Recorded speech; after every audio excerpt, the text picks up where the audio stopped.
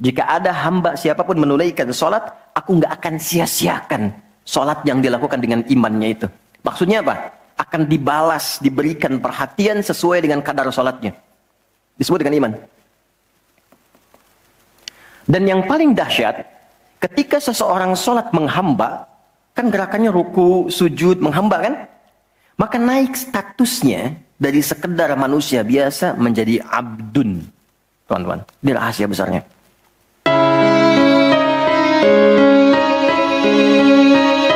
Buka Quran surah kedua ayat 143. Lihat di pertengahan. Wa ma kana Allahu liyudhi'a imanakum. Jika ada hamba siapapun menunaikan sholat, aku nggak akan sia-siakan sholat yang dilakukan dengan imannya itu. Maksudnya apa? Akan dibalas, diberikan perhatian sesuai dengan kadar sholatnya. Disebut dengan iman. Dan yang paling dahsyat, ketika seseorang sholat menghamba, kan gerakannya ruku, sujud, menghamba kan? Maka naik statusnya dari sekedar manusia biasa menjadi abdun. Teman-teman, ini rahasia besarnya. Perintahnya fa'budni, yang kita baca iyyaka na'budu, asal katanya dari kata abada, orangnya abdun, jamannya ibad. Dan tidak pernah disebutkan dalam Quran kata abdun kecuali untuk mengangkat derajat hamba di hadapan Allah. Contoh, Nabi Muhammad ketika peristiwa Isra dan Mi'raj dipanggilnya dengan nama apa? Quran surah 17 ayat 1. Subhanalladzi asra bi'abdihi. Tidak disebut nabi, tidak disebut rasul, tapi abdun. Nabi Sulaiman ketika diberikan kekuasaan besar, punya kedudukan yang hebat sampai menundukkan awan. Ya, sebelum Songgoku, Songgohan punya awan kinton, Nabi Sulaiman sudah punya duluan. Susuka Yatanabe tahun 96 kan, bikin komiknya. Saya nggak terlalu baca itu atau tonton, tapi saya tahu. Itu awan ditundukkan, angin bolak-balik. Ketika mendapatkan kedudukan itu, sifat yang disebutkan abdun, bukan nabi, bukan rasul. Quran surah 38 ayat 30. Wa wahabna li Dawuda Sulaiman ni'mal abdu. Oke, Nabi Zakaria alaihissalam ketika akan diangkat statusnya dari suami menjadi ayah dan sudah berharap tinggi, dikabulkan, naik status, diberikan anugerah, disebutnya dengan abdun. Quran surah 19 di ayat yang kedua. Dzikra rahmati rabbika abdahu Zakaria. Nabi Nuh diangkat status memimpin kelompok generasi manusia setelah Nabi Adam, naik ke kapal jadi pemimpin besar. Begitu diangkat, yang disebut statusnya abdun.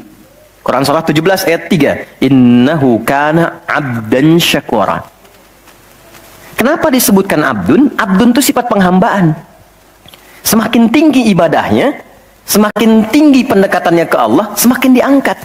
Jadi dengan Allah itu, karena Allah Khalik, kita makhluk. Laisa kamitslihi syai', enggak sama sifatnya.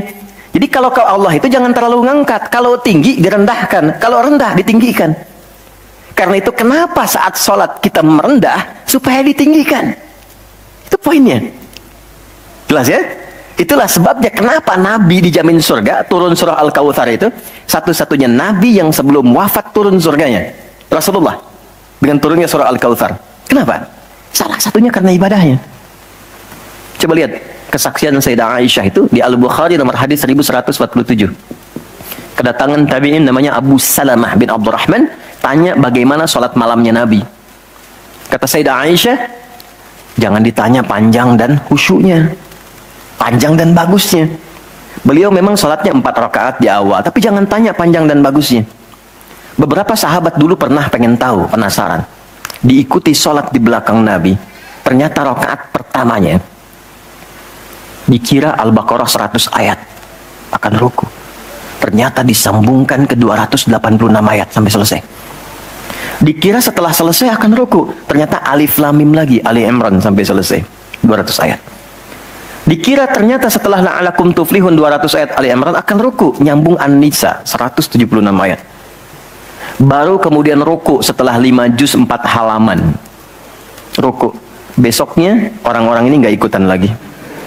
Udah. Lain memang levelnya. Salam, tersentuh kaki Nabi itu dengan tangan Sayyidah Aisyah. Ini menunjukkan sederhana kehidupannya. Bayangkan kan, suami sholat, istri tidur, nyentuh bagian kaki. Kira-kira tidurnya alasnya di mana tuh? Nabi besar loh, ahli surga, hebat, pemimpin besar, kehidupan demikian. Tapi kalau sedang beramal kaya, sodakoh kaya, sholat kaya, kakinya bengkak.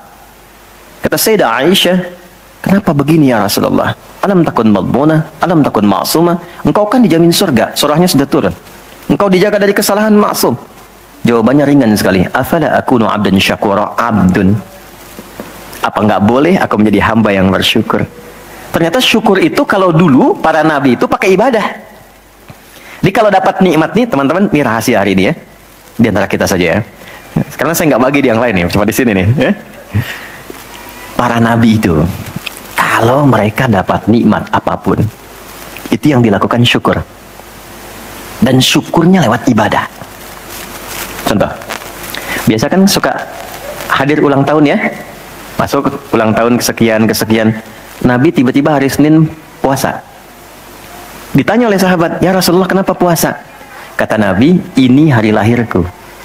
Jadi mensyukuri nikmat kelahiran dari waktu yang telah berjalan, itu pakai ibadah. Begitu dapat anugerah surga, turun Al-Kautsar, malah diminta ibadah oleh Allah. Inna a'tainakal. Setelah itu apa? Fasholli li rabbika. Tingkatkan sholat, tambahkan amal lewat harta. Jadi jaminan surga itu bukan menghentikan amal soleh. Anda sukses dengan pekerjaan, bukan berarti menjadikan hubungan Anda terputus dengan Allah. Yang paling aneh kan, Allah udah ngasih rezeki banyak, kok dipakai maksiat hasilnya? Allah kasih Anda minta, Allah kasih. Tapi begitu dikasih, kenapa dipakai untuk mabuk? Kenapa dipakai untuk maksiat? Kenapa dipakai untuk membeli sesuatu yang Allah nggak sukai? Kan ada perjuangan mendapatkan itu.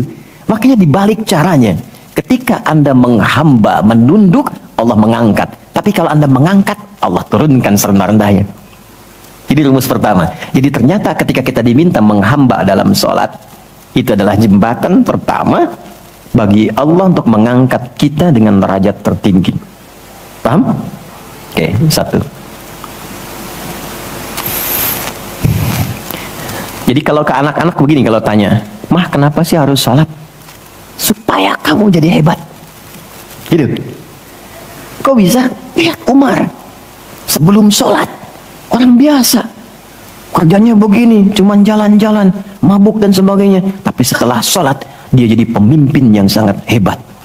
Dia hafal sekian bahasa. Dia dirikan sekolah-sekolah. Pemikirannya hebat, tangguh orangnya. Di mana-mana dikagumi. Itu. Kalau ada karyawan Anda bertanya, kenapa Pak harus sholat? Supaya kita makin sukses proyeknya. Makin banyak omsetnya. Coba lihat Abdurrahman bin Auf. Bukankah sebelum dia sholat, dia kaya tapi biasa, malah hilang kekayaannya. Tapi setelah dia sholat, dan dia praktekkan makna-makna dalam sholat, meningkat level kekayaannya sampai yang ketiga tertinggi. Dari kaya banget, kebangetan kayanya. Tuh, kapaknya terbuat dari emas kan? Abdurrahman bin Auf itu setelah sholat, itu viral sekali kisahnya ya? Ya, jadi ini bagian pertama. Jadi ketika ada panggilan hayya 'alas shalah, atas jak Allahu Akbar, rasakan panggilan itu ingin mengangkat derajat kita. Jadi kalau panggilan sholat itu dipahami sebagai hanya tuntutan ibadah, nanti jadi beban. Allahu Akbar, sing ngantuk ya Allah. Tapi ketika Anda sudah merencanakan, kan malamnya kita bikin kurikulum, kan kegiatan kita tuh nyambung. Malamnya istighfar, menyiapkan kurikulum untuk besok. Istighfar itu mengoreksi yang belum bagus apa hari sebelumnya. Katanya pengen ke surga, surganya Firdaus, tapi sholatnya masih bolong-bolong. Baca Quran belum maksimal, sedekah belum ada. Kita koreksi besok, terencanakan. Saya pengen sholat di tempat ini, besoknya saya akan misalnya mengerjakan ini, capaiannya ini, bikin kurikulum A sampai Z. Begitu kita bangun tidur, dipanggil Allahu Akbar, Allahu Akbar. Yang kita siapkan itu tadi, rencana, dibawa menghadap Allah, minta kemudahan, minta perlindungan, minta pengangkatan. Makanya kenapa sholatnya disebut subuh, dari kata asbah, sesuatu yang sudah siap dengan rencana. Wasubhi idza tanaffas, Quran surah 81 ayat 18. Di orang Islam itu bangun dari tidur, dia sudah punya rencana yang mau dia siapkan ke depan apa. Jadi nggak ada ceritanya ke depan bingung, jam 7 mau kerjakan apa, 9 ada di mana. Rencana itu dibawa menghadap Allah. Dalam sholatlah kita mintakan kemudahan. Itulah pengantar, pengangkat derajat. Jadi ketika azan berbunyi kalimatnya Allahu Akbar, ini peluang saya. Jelas?